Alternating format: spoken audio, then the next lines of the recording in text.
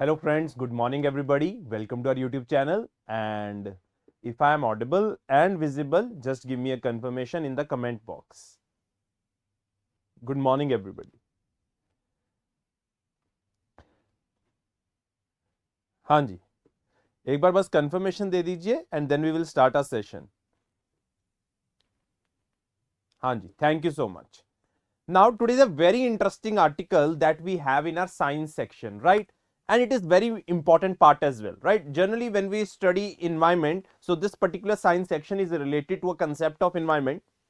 Generally when we study environment, so there is certain static data that we have to study, but these type of current affairs that come in these newspaper in the form of these topics, then these topics become very important and very much interesting as well. Kaise?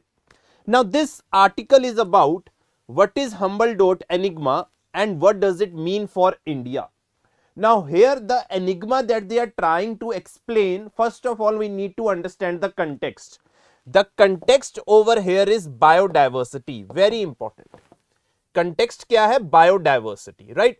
पहले मैं आपको एक बार इसका overall framework दे देता हूं, then we will try to read important points from this editorial. Now when we study biodiversity, I think everybody would have understood it like this manner, that when we say biodiversity, it is a variety of flora and fauna. And when we talk about biodiversity, we often ask where is the maximum biodiversity that is found. So our answer is generally maximum biodiversity is found at the tropics. Right? I think ये सबको पता है क्यों हम इसका answer ऐसे करते हैं. Why maximum biodiversity is found at the tropics? Because here there is availability of sunlight as compared to the other regions, and it results in maximum production of primary productivity. I think everybody knows what is primary productivity. It is the organic matter that is being prepared during the process of photosynthesis, right?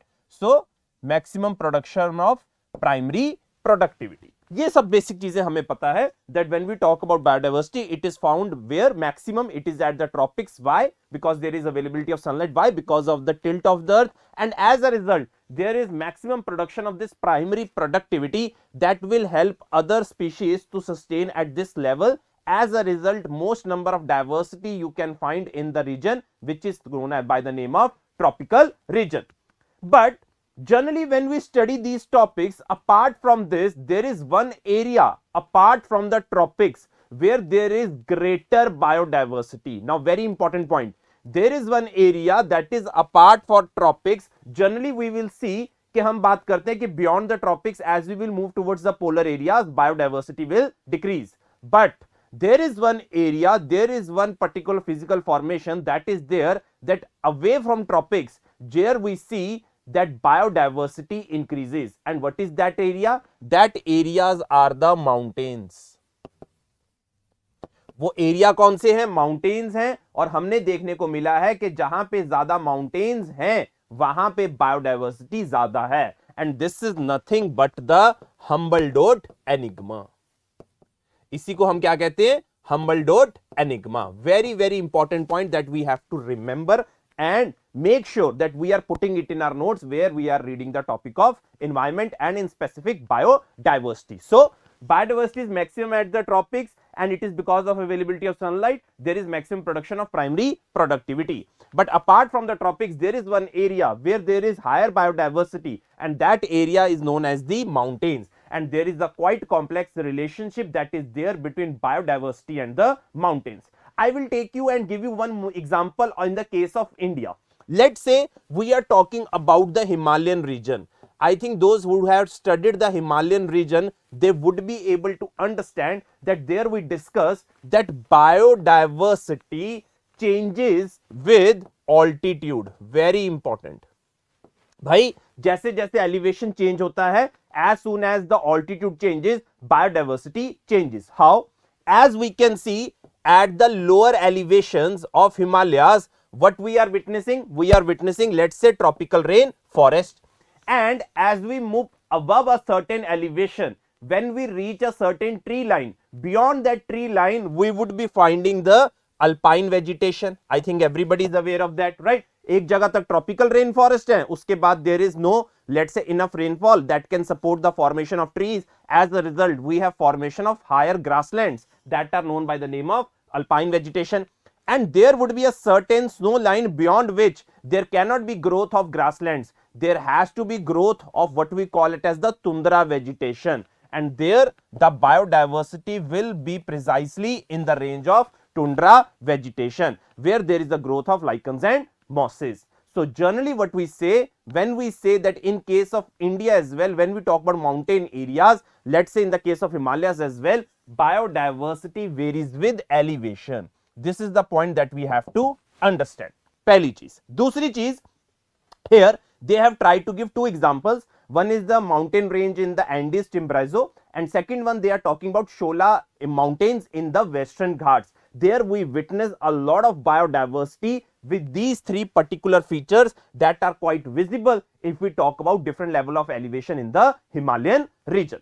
Now question is, why does mountains are supporting a lot of biodiversity? This is the second big question that we have to understand. भाई mountains में इतनी ज्यादा biodiversity क्यों है? इसके दो reasons हैं. Why?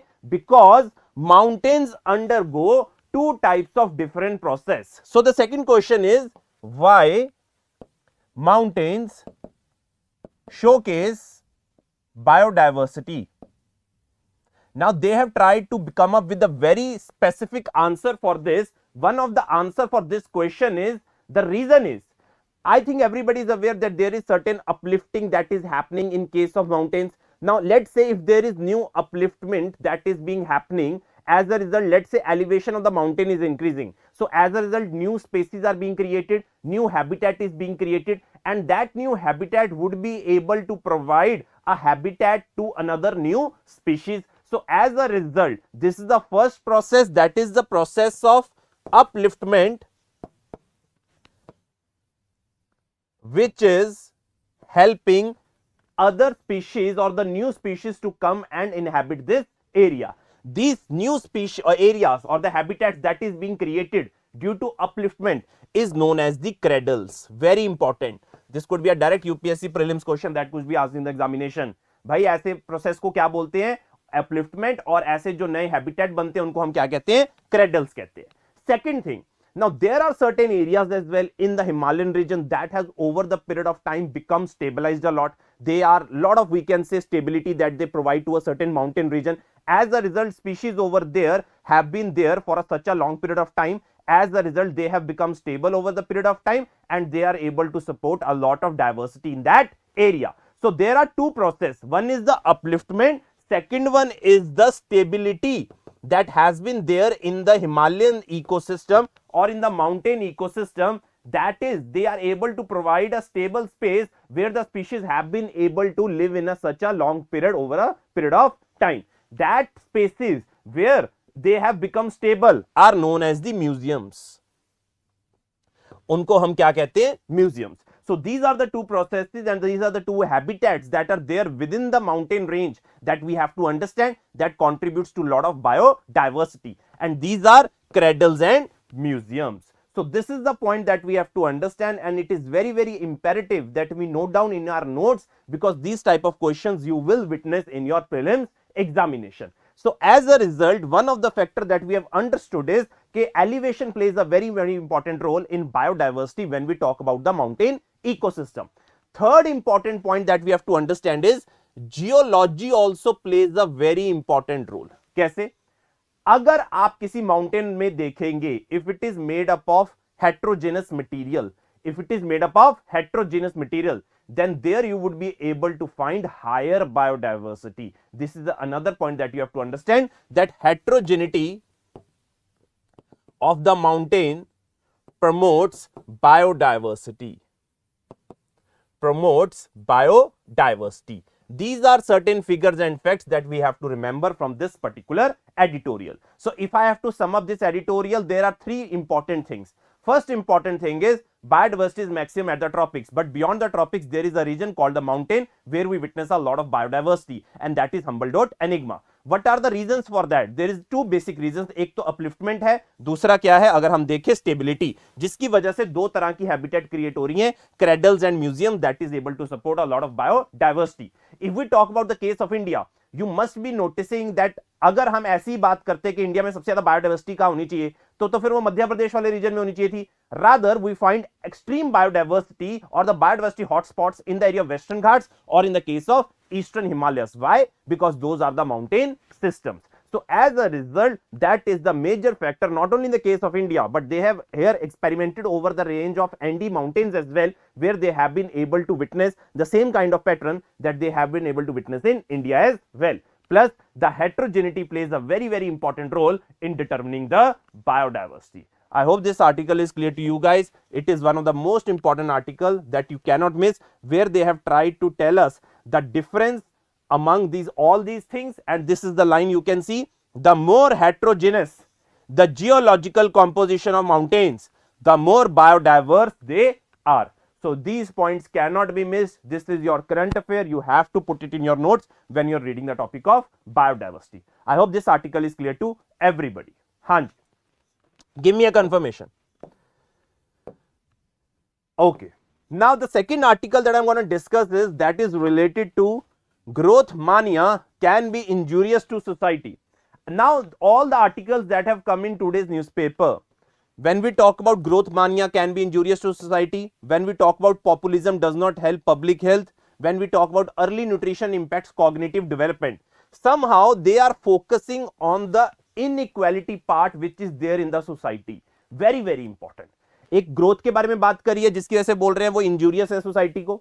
Populism से कह रहे हैं पब्लिक हेल्थ से मदद नहीं मिलेगी, that is also related to society.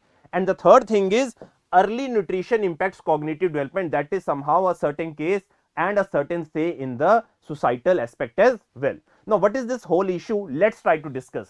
We will try to make sure कि हम तीनों को एक ही तरीके से पढ़ रहे हैं, so that you have a holistic understanding of all these three editorials. Now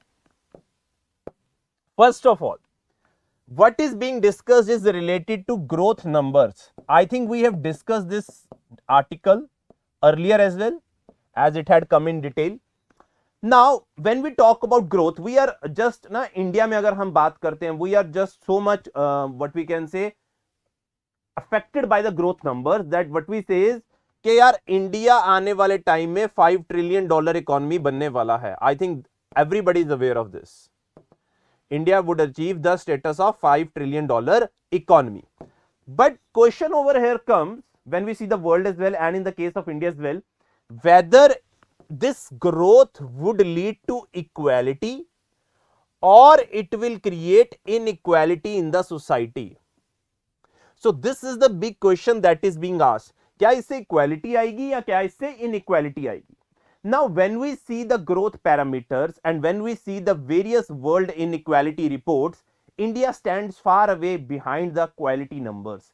India has a lot of unequal growth, which is corroborated by certain reports, what we known as by the Oxfam reports as well, where the top 1% hold almost the 50% of the wealth of the country. Very important. This has been according to the Oxfam reports, where top 1% versus the rest of 99%. There is a lot of inequality that you can witness between these two sections. So as a result, yes, growth is there, but it is also leading to inequality in the society.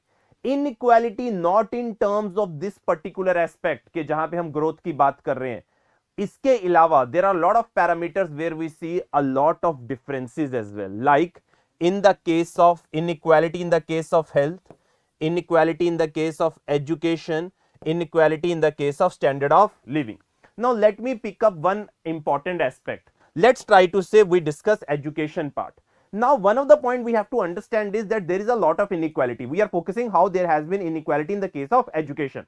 Now various reports have come related to ACER, where the students of 11th and 12th class are not able to read or understand and solve a problem of second class. Is the problem same among same among all the sections of society, or it is different among different section of society? there comes an important aspect where a particular what we can say is there has been a study that relates these two aspects, which tries to say that early nutrition impacts cognitive development. Very important point. Let's say you are providing adequate nutrition, you have proper health facilities, you have proper sanitation facilities that create a lot of impact on how your cognitive development is going to be in the future, and that would dictate what is going to be the education, your standards of education, and the quality of education that you would be grasping in your mind. And that is quite different when we talk about education standards in India. Why? Because when we see nutritional aspect, there are a lot of inequalities among nutrition as well. A lot of, let's say, our children in our country are facing from understunting, for which we have a specific abhiyan as well by the name of पोषण अभियान. बहुत सारे programme चल रहे हैं कि under low birth rate को, जो बर्थ हमारा वेट है जो बर्थ के टाइम पे होता है उसको हमने कम करना है, हमने स्टंटिंग को कम करना है, हमने जो चाइल्ड वेस्टिंग है उसको कम करना है, चाइल्ड नरिशमेंट इंक्रीज करना है, we have to reduce anaemia as well, right? So these are certain aspects that we have seen that has been there in India and we are trying to make sure that we are implementing it on ground. But यहां पे भी बहुत बड़ा difference है. Problem पता क्या है? One thing is you prepare a policy. Second thing is how you are implementing that policy. This is also a big concern that is there in case of India. Let's say when we talk about in the case of TB, I think सबको पता है कि हमने बात करी है कि हमने TB को remove करना है. But when we say that we have a policy that we want to achieve 0 cases of TB, let's say, but there have been a lot of discrepancies in that. कैसे? From 2020 to 2021, there have been 18% increase in cases of TB. But if you see the cases of TB in USA, they are very much less and they are having a decrease over a certain period of time. ये सब कैसे हो रहा है? Because over there, public health is not compromised by populism policies. Now, what are the populism policies? If we talk about populism policies, they only try to focus on कि यार hospitals बना दो, there shall be enough doctors, there shall be enough vaccines, there shall be enough let's say के good आपके पास laboratories होनी चाहिए, testing labs होनी चाहिए. But what about let's say having to mitigate this problem? Main चीज तो mitigate करनी है ना. ये सारी चीजें तो prevention की है. Let's say if I am having a let's say someone is suffering from dengue, right? We know that there is no vaccine for dengue. When people are let's say admitted because of dengue, then they have to be reported for the symptoms of dengue, right? High fever, platelet count जो कम हो जाता है उनको बढ़ाने के लिए काम चलता है. But has there been enough measures and framework being taken in order to have an R&D that what is leading to the dengue cases? कि हम किस तरीके से वैक्सीन बना सकें कि हम डेंगू को कम कर सकें. Similarly in the case of TB कि यहां पे हम शॉर्ट टर्म पॉलिसीज के ऊपर फोकस करते हैं. टीबी हो गया, चलो उसको रिमूव करने की कोशिश करो. But actually are you doing something related to TB? That you are making a policy where you making a policy intervention, you are giving the same antibiotic to treat the TB over the period, or let's say over the few periods that we have seen. So how you can be able to achieve the targets? So when you are thinking of achieving the target, it has to be not only in the short term. Yes, short term measures are very important, like availability of infrastructure, but there has to be long term planning as well, where the role of nutrition, where the role of sanitation, where the role of adequate, if we talk about in the long run, health policies and early nutrition will play a very much important role if we have to make sure that there is no discrepancies in the society when we talk about health, education and standard of living. क्योंकि जब हम देखते हैं ना ये जितनी सारी problems है, टीबी, डेंगी, मलेरिया, आप देखोगे it is more concentrated in the slum area. It is concentrated among the poor people. Rich ones are the not that much affected, but it is the poor that is much affected by these problems. And why there is the problem? Because there has been inequality in the growth, which is being captured by various reports and indices that tries to highlight कि India की जब हम बात करते हैं तो किस तरीके से inequalities हमारे देश के अंदर है. This is why they are saying growth mania shall not be confused with the numbers. Rather, it shall be focusing on these inequalities which are there in the society and try to reduce this society. And it cannot be only be reduced by focusing on populism policies. जैसे हम बात करते हैं ना कि यार hospital खड़ा कर दिया, उससे क्या फर्क पड़ता है क्या एक्चुअली में टीबी के केसेस कम हुए कि नहीं हुए, क्या आपके देश में स्क्रीनिंग बढ़ी कि नहीं बढ़ी? When we talk about yesterday, there was an article, I think I forgot to discuss this article, that there has been only very much few cases of screening in India of cervical cancer, where the WHO limit is at least 70% होना चाहिए, हमारे देश में meagre 1-2% है. So that is also one of the major problems that India has, कि India में सिर्फ एक infrastructure है, but that infrastructure is leading to a certain outcome or not. That is the biggest issue that India is right now facing. That is why we are seeing a lot of discrepancies in the society, which is corroborated by various reports like the World Inequality Report, or in the case of Oxfam report as well. If everyone has equal opportunities, whether in terms of health, education, then you will see the persons from the rural background would be obviously be able to participate in the growth prospect and lead to the development of the country. I hope these articles are clear to everybody. These were the three main articles that I had to discuss. That one was the first related to, as you can see, early nutrition impact cognitive development. Second one is related to growth mania can be injurious to society. And third one was populism does not help public health. I hope this point is clear to everybody. You have any doubt, you can ask me. हाँ जी, फिर next article पर चलते हैं. हाँ जी, doubt है तो पूछ सकते हो आप लोग.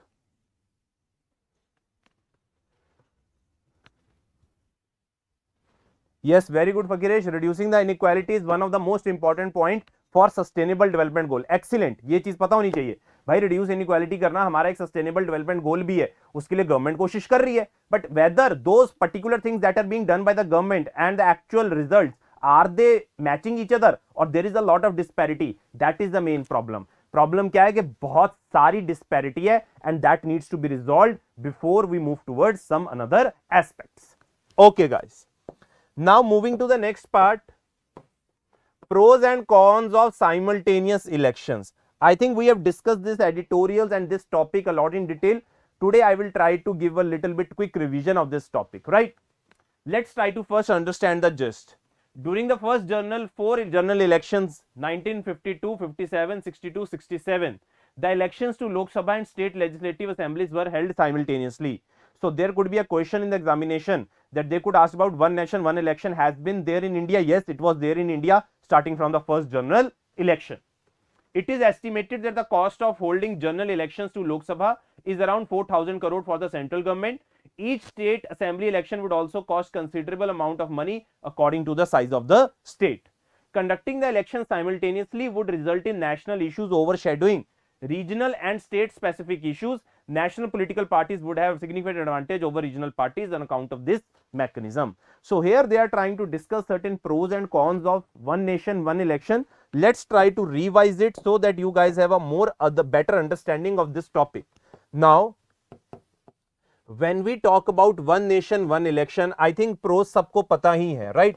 If I have to write down the pros, it will reduce the campaigning period, campaigning time, more focus will be on development, right?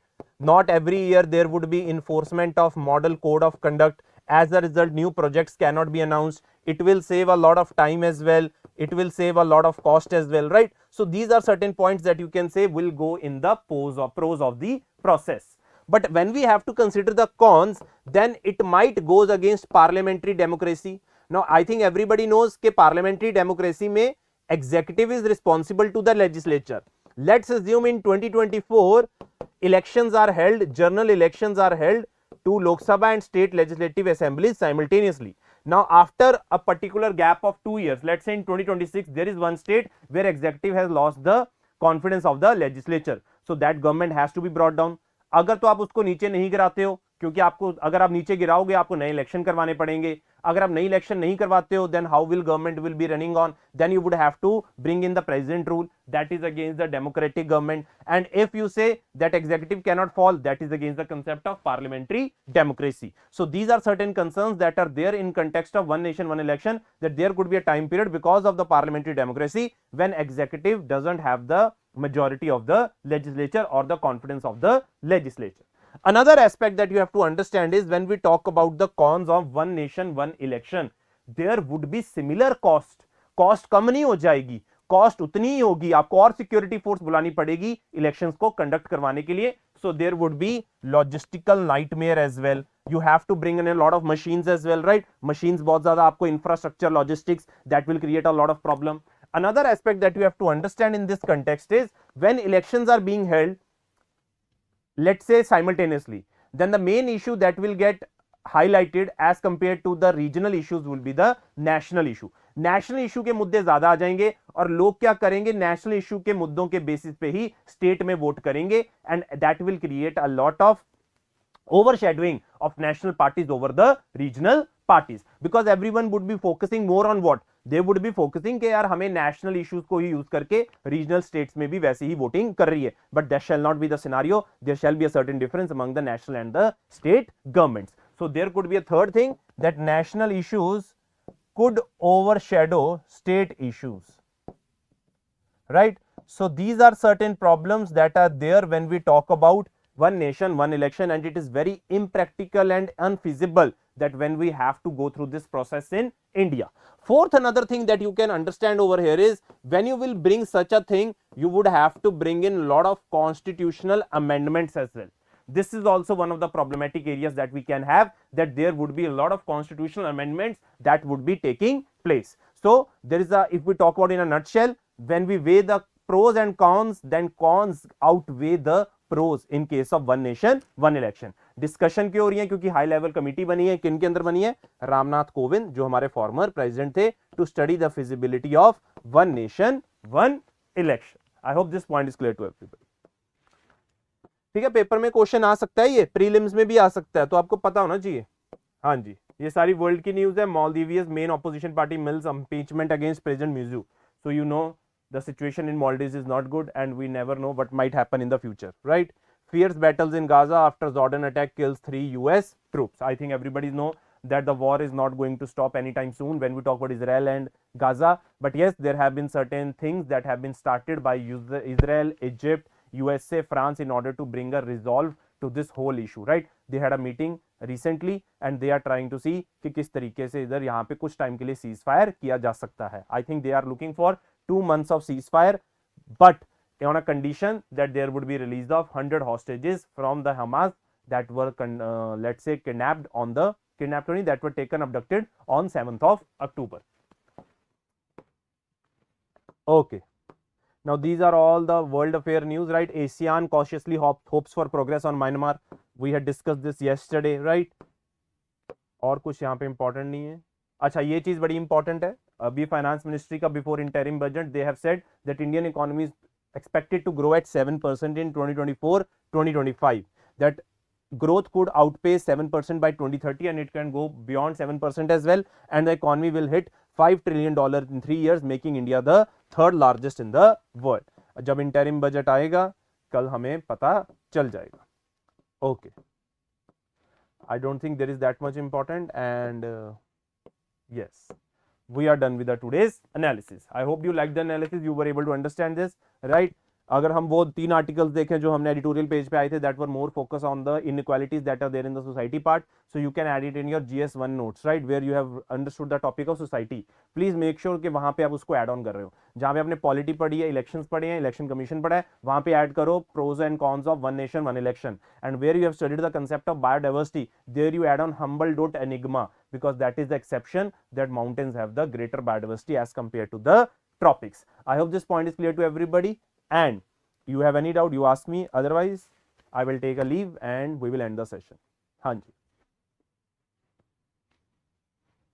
जल्दी से.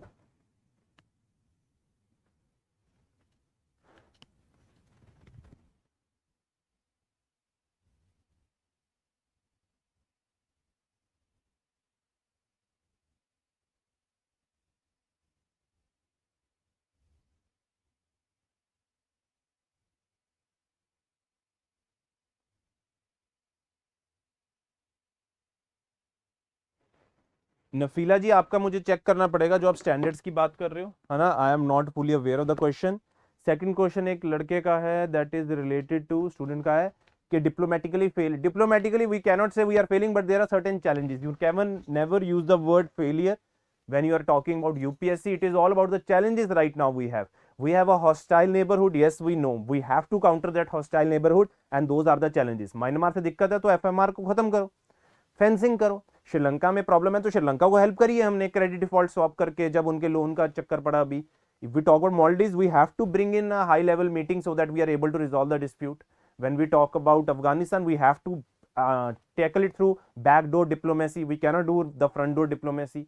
When we talk about Nepal and Bhutan, we have to invest in a lot of projects so that we are their investment partners. And when we talk about Bangladesh, we have been investing. अभी हमने पूछा था ना, अखोरा त्रिपुरा वो जो rail link बनाया गया है. So that is one of the things. So there are challenges, but that challenges needs to be counted. That is the most important point. If we are able to challenge or let's say overcome those challenges, we would be able to solve a lot of things. हाँ जी, मैं आगे आके doubt देख लेता हूँ थोड़ा ना, screen आगे की तरफ है, मुझे इतनी दूर से दिख नहीं रहा था.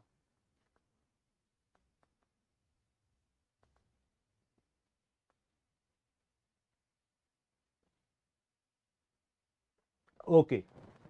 Separation of powers, if I say separation of powers is about let's say what we can call it upon separation of powers is के executive, judiciary और legislature के बीच में separation of power होना चाहिए with checks and balances.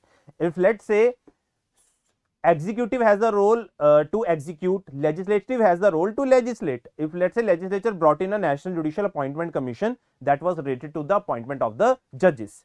Now when that matter went to Supreme Court declared it null and void because they were saying कि यार ये तो basic structure of the constitution के against है. Now what is the basic structure? That ensures independence of the judiciary. बस इतनी चीज पता होनी चाहिए. Separation of power cannot be there in absolute numbers. There has to be certain checks and balances. हाँ जी, और कोई डाउट किसी का?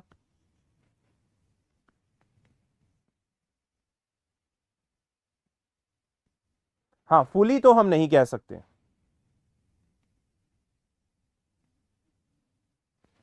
हाँ जी, और कोई डाउट?